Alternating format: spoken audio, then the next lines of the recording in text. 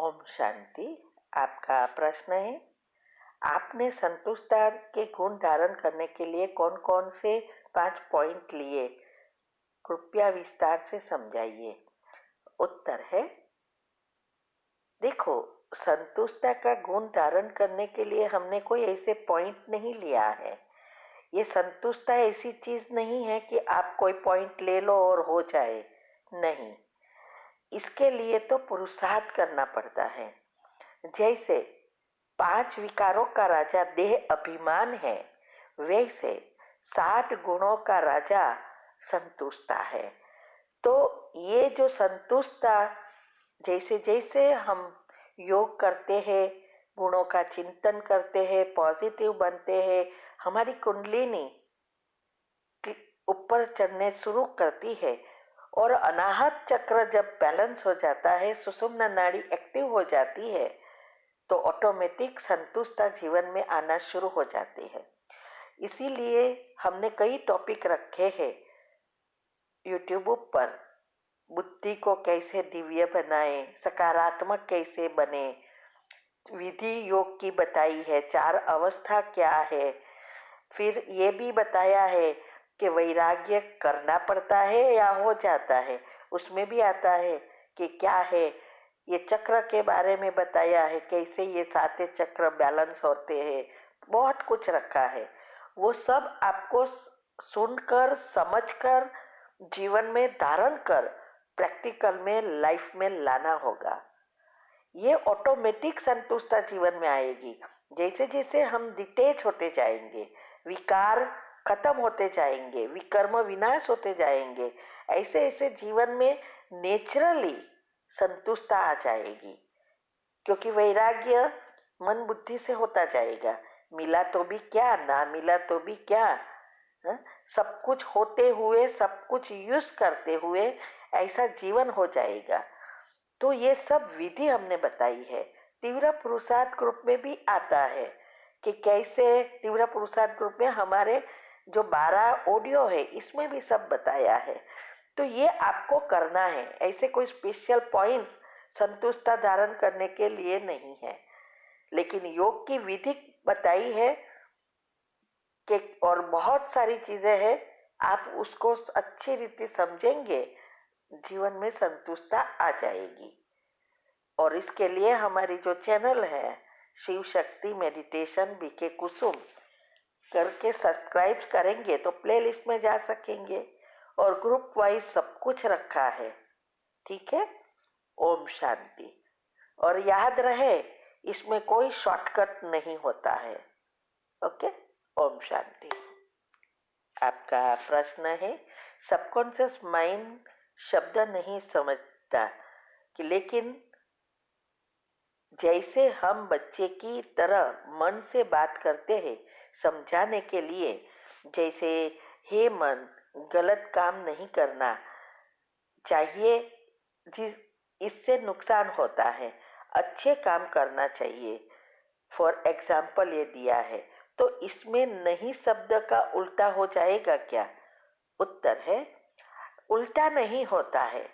नहीं कहने से वो ऐसा समझता है आपको नहीं चाहिए, तो आपको क्या करना है, उसके बदले में यही सोचना है कि हे मेरे मन, अभी हम भगवान के बच्चे बने हैं, अभी हमें अच्छा कर्म करना है, तो अच्छे सोचना है और दुनिया की सेवा करनी है। ऐसे पॉजिटिव ही डालना है। नेगेटिव करेंगे तो वो नेगेटिव एक्ट करेगा।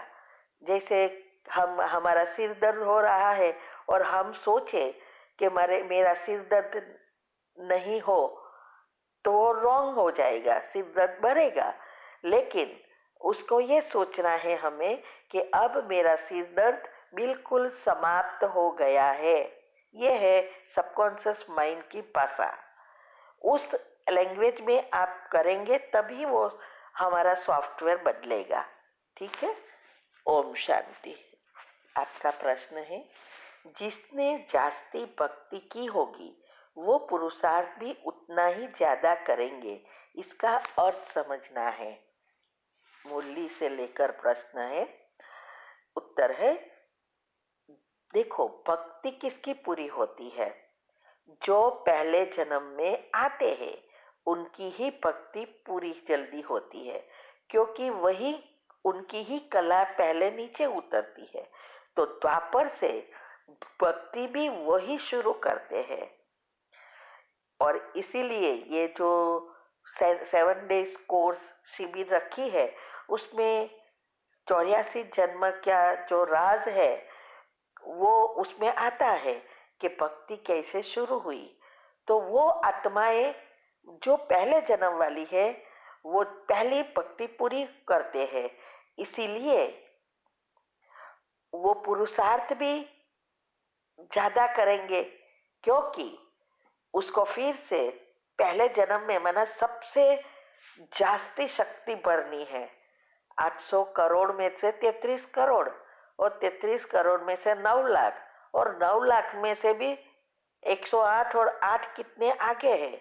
तो उस अनुसार उसको पुरुषार्थ करना पड़ेगा और आगे बढ़ नंबर 1 में आने के लिए उतनी शक्ति फिर से भरेंगे, क्योंकि वो तो 24 कैरेट सोना बनेंगे ना।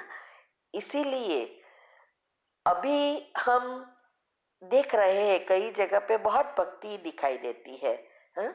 तो वो भक्ति अभी वो आत्माएं अभी अभी आई है या द्वापर से आई है, लेकिन जो उसको उतनी शक्ति नहीं भरनी है। लेकिन जो सतयुग से आई है पहले जन्म से, उसकी कर्म भी बहुत ज्यादा होते हैं, क्योंकि उसके पद भी अच्छे अच्छे होने के कारण देह अभिमान के वश होकर कई बार बहुत ऐसे कर्म भी किए होते हैं। इसीलिए वो पुरुषार्थ भी ज्यादा करेंगे और उसको ऑटोमेटिक ये सब ज्ञान टच होता जाएगा और पुरुषार्थ में एकदम लगन होंगे, माना तीव्र पुरुषार्थ करेंगे फिर से आने के लिए। तो भक्ति पूरी होना माना पहले जन्म वाली आत्माओं की बात है। ठीक है, ओम शांति। आपका प्रश्न है, ब्रह्मा बाबा यह कहते हैं कि मैं आदि देव इस जगत का पिता हूँ। तो जैसे यह जो वाहे गुरु जी जितने भी यह 10 गुरु थे, तो यह तो जैसे 15 शताब्दी में आए थे, तो यह ब्रह्मा बाबा इनके भी कैसे पिता हुआ? उत्तर है, आदि देव का अर्थ ही क्या है? इस सृष्टि के सभी आत्माओं का पिता, सबसे नंबर 1 देवी देवता। तो इसीलिए वो एक ही जगत पिता और जगत माता, जो राधे कृष्ण कहो, लक्ष्मी नारायण कहो या ब्रह्मा सरस्वती कहो या अम्बा कहो, ये एक ही है। ये दो ही आत्मा इस सृष्टि के नंबर 1 आत्माएं हैं और उससे ही सारी सृष्टि तैयार होती है। इसीलिए वो एक के एक आत्माओं की, ये वाहे गुरु ही नहीं, दूसरे सभी धर्म के जो भी धर्म पिताएं हैं, जो भी बड़े बड़े गुरुएं हैं, सब के पिता है। और उसके लिए आपको अगर समझना है तो YouTube पर बहुत सारे टॉपिक रखे हैं, वो आपको अच्छी रीति समझना पड़ेगा। ये गुरु जो भी हम देखते हैं या धर्म देखते हैं वो तो द्वापर वाले आए हैं, लेकिन ये तो नंबर 1, इवन 10 डायमेंशन में भी उसका स्थान पहला है। वो ही सबसे श्रेष्ठ एनर्जी है जो परमात्मा की एनर्जी को इस सृष्टि पर लाते हैं, इसीलिए भगीरथ भी कहा गया है उसको। तो ये 10 डायमेंशन का जो टॉपिक रखा है उसमें भी हमने समझाया है कि कौन से डायमेंशन में कौन सी आत्माएं होती है। ठीक है, तो आप YouTube पर अच्छी रीति सुनकर समझने का प्रयत्न करो। ठीक है, ओम शांति।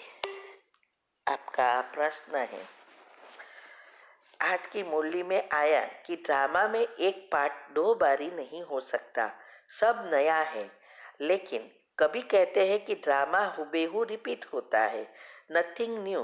तो इसको समझना है कि परमात्मा क्या कहना चाह रहे हैं।